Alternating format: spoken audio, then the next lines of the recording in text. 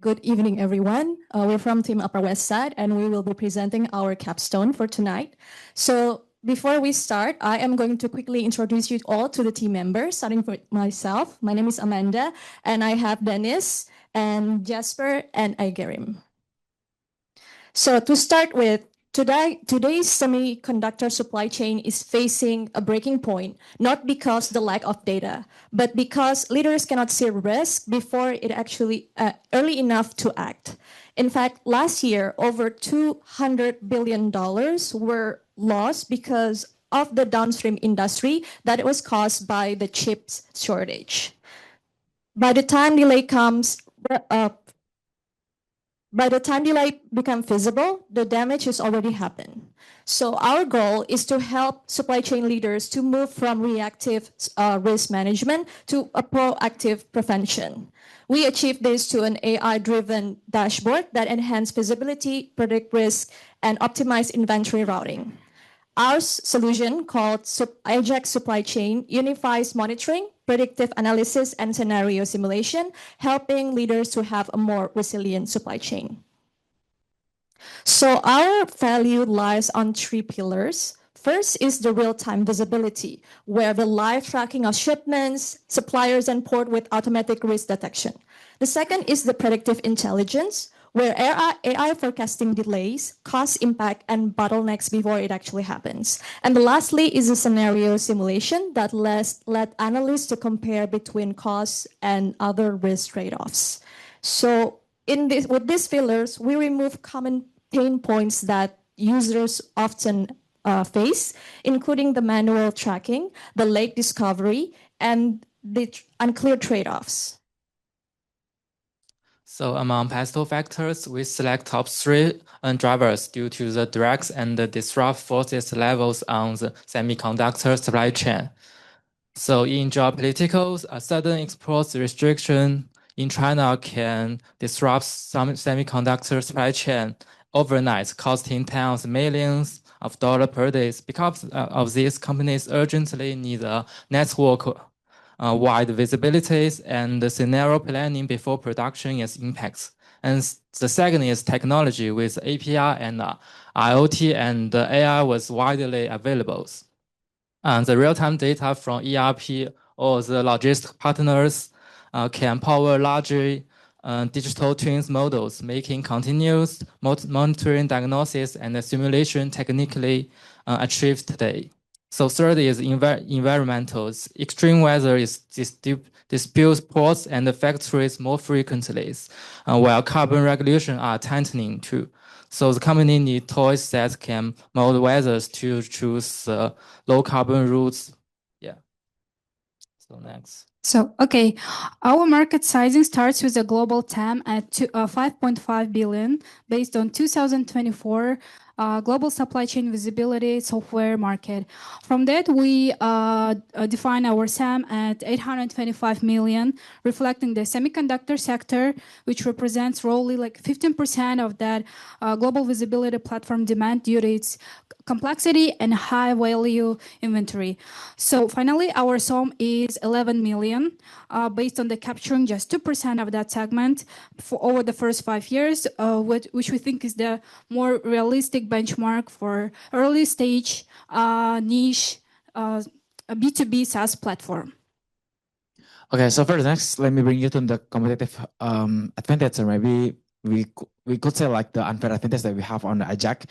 First thing first, if you see from the metrics here, the competitor profile metrics here, that the most player playing in the a scope and around of the visibility platform, so they don't play the real time, they don't play with any kind of the monitoring that they can drag or maybe download everything in the one click away. And then the second one, if you want to see the right side, basically it's more into real time, but they don't do the kind of the scenario and simulations.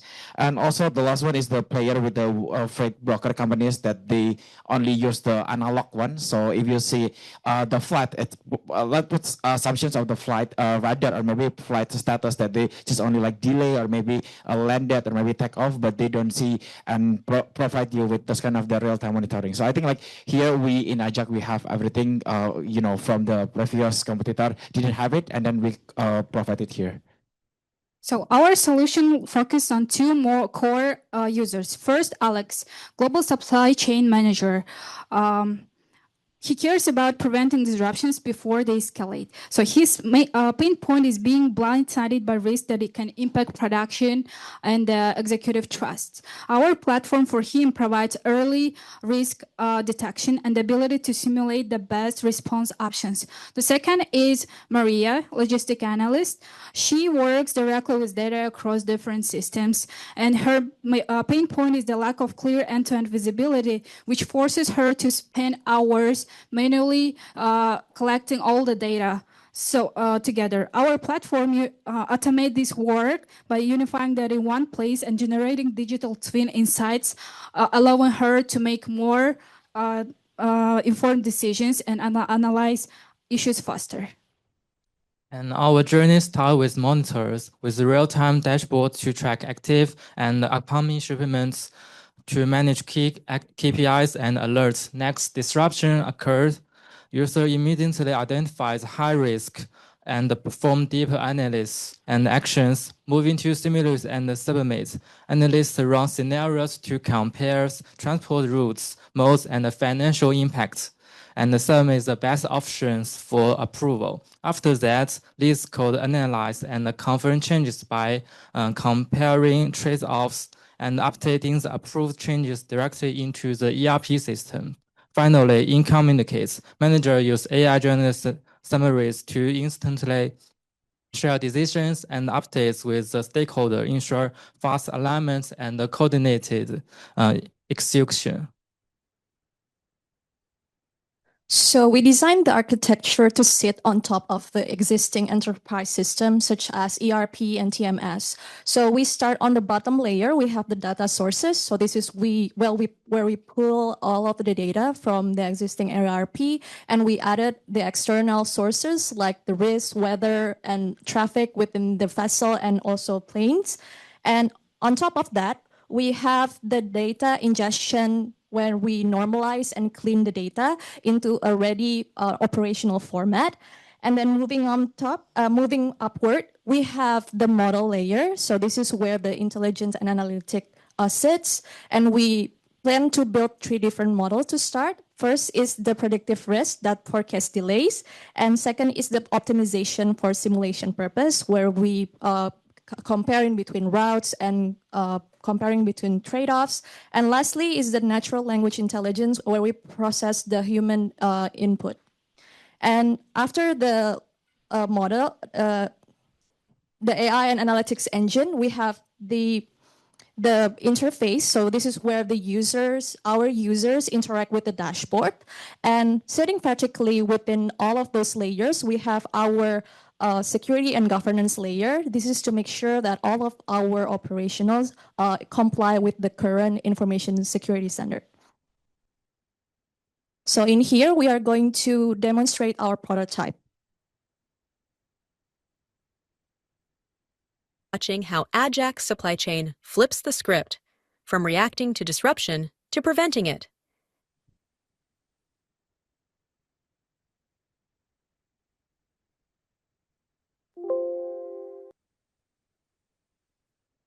Ajax supply chain flips the script from reacting to disruption to preventing it. It begins with the global overview dashboard, where all shipments across the network are color-coded by risk. Most routes appear stable, but one shipment immediately stands out, flagged in red. Hovering over it reveals full context instantly, the cargo contains and the current status and location.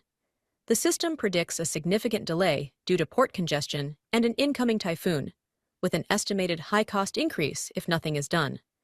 Rather than waiting for the disruption to escalate, the analyst moves to the simulation panel to evaluate alternatives. A manually tested route shows improvement, but the cost increase exceeds budget. To optimize intelligently, the analyst prompts the AI using natural language. The AI calculates multimodal combinations and recommends the best option, reducing the total delay significantly while keeping the cost increase at minimum. With one click, the proposed routing plan is submitted for approval. On the approval screen, the supply chain manager sees a clear breakdown of the original path versus the AI recommended path, including time saved, cost implications, and network-level impact. Because the business justification is transparent, the approval is completed in seconds. Once approved, the dashboard updates automatically. The high-risk route shifts, and the projected on-time delivery metric gradually improves. In under 3 minutes, a risk that could have caused weeks of delay and costly loss has been mitigated, not by reacting late, but by predicting early. With Ajax, we empower supply chains to stay ahead, always. Okay, moving forward, our roadmap moves from a foundation to global scale in 5 phases. In phase 1, we build MVP with real-time data pipelines and the basic risk alerts. In the phase 2, we'll focus more on digital twins and advanced AI models. And moving in the next phase, we'll run enterprise pilots in order to validate the impact with semiconductor partners. And in the next phase, we will focus more on monetization, where we'll introduce more AI premium models. And in the final phase, it will scale our platform with the help of the data partnerships and the next-gen AI forecasting. So regarding cost structure, it focuses on the core components that requires to build and operate. The largest investments goes into the engineering and development, followed by cloud infrastructure and data. We also invest in compliance and security to meet enterprise requirements and show that our platform protects users' data. And finally, we have product management and design to ensure usability in alignment with users' needs. And on the revenue side, our model is diversified and scalable, combining SaaS subscriptions, professional services like onboarding, support, usage-based revenue, premium AI models, and analytics licensing. So here we want to share you about the strategic OKR and measurable metrics of success. I think we divided into 3 points, like POV, like plan or maybe predefined routes of the global simulations here. And then the second one is like the ongoing monitoring process of the real-time interface. And then last but not least is like the validating all the way down about the KPI-driven insights for decision-making, especially for analyst leaders and so on and so forth. But the question is always like, if we can only pick one KPI that we want to deliver to the Deloitte, is like, the real-time reliability towards the interface and towards the dashboard that we have. Because I think nowadays people, you name it, across all the roles and the positions, vertical and horizontal, they need the real-time data points for assessing any kind of decisions. So whether they want to expand, they want to do it with their voice, they want to do it with the scenario and everything, we want to ensure that they have the real-time data that is, robust data points for them to also do the decision making. And those kind of things will impact to all the finance and operation, everything. Okay, we evaluated the ethics of applying AI in our supply chain decision-making. So the biggest risk centers around 3 aspects, which is the bias, privacy, and environment. AI models can unintentionally favor certain suppliers or certain routes. And because we integrate ERP or current TMS system from the company, data privacy and cross-border compliance become critical. And also on the environmental dimension, the fastest routes may bear increased carbon emission, and continuous usage of AI might carries its own energy cost. So to mitigate this, we implement the human-in-the-loop approach for all major routing decisions, applies regular audit to detect and remove bias, and enforce a strict access control for sensitive data. And we also survey CO2 metrics within our simulation, so users can weigh sustainability aspect in terms of their decision making. So our guiding principle is use an AI to enhance the human judgment while remaining transparent, fair, and sustainable. Okay. at the final, last but not least, is more into the future recommendation that we have. I think we aim to go to the moon, not going to the moon, in the sense like the business, we want to grow from the bootstrap or maybe the internal fundings into the more, I would say like the global supply chain intelligence platform that is going to be like across the region and across the globe along the way and across the industry as well, because we pick at the first place for the semiconductor. And then for the tech structure, basically we aim to do from the basic, everything with AI and modeling with machine learning, but later we want to do everything autonomous with the feature engineering and every single stuff with the input as well. So we want to ensure that all the way down, later on we want to do global, we want to do robust, and we want to do autonomous. So I think that's all from our team. Thank you so much. Good job, team. Questions from the judges? You mentioned this being specifically tailored, or the problem statement being the semiconductor sector, and the prototype was focused on kind of the supply chain aspect. But one of the biggest risks in that industry sector is the geopolitical aspects surrounding it. To what extent have you thought about how to apply the prototype to address those specific risks? Okay, so to incorporate the geopolitical aspect, I think that between the in ideas and in implementation would have to be a bit like challenging to be implemented into the prototype. But the way we see it is that because we think the semiconductor supply chain has like their like set of suppliers, and these suppliers are coming from different like region or countries. So I think the most like practical way to implement this to classify them based on these regions, and we are aiming to have this in our like roadmap to have this kind of like its own metrics in terms of how each of these like suppliers from different region of the country would perform, and integrate that like the geopolitical factors as an additional point in terms of the model to decide. Maybe on top of that, basically we have already counted into consideration here in the pastoral analysis, but beyond this, basically we already discussed a lot with especially we created this at the first place with the Trump tariff considerations back at that time.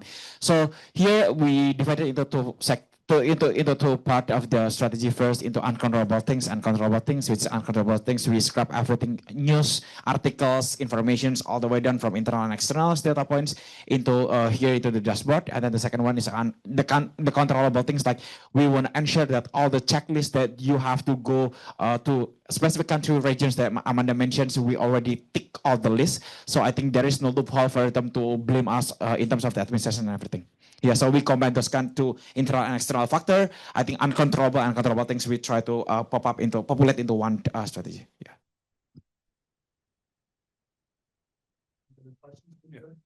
You mentioned digital twin on the roadmap a couple times. How do you think that approach will improve the outcomes? Digital twin, basically, sorry, the question, if I can take it clearly, basically it's more like the question is like what is the digital twin implementations for what, and is there any kind of the future development for that? You mentioned it in a couple different places, and I was just curious what that approach to simulation will do to improve this, since it's not in the current tool, but it's on the roadmap. Yeah, correct. So basically, yes, we do believe that our prototype is very limited with all the way down about the system that we try to pop up, but we got from the previous class as well, from the guest lecture, that digital twin is going to be like booming for the next 2 to 5 years. So I think we want to also absorb that kind of the information and knowledge into our prototype here, but we cannot deal with the kind of the prototype with digital twins. But we do believe the digital twin is going to be like the next things into our platform, into our dashboard, because like, it can do the simulations better. And I think like, all the integrations between the digital twins is, is a platform for them to do the simulate. To do the simulations at the very safe platform and space.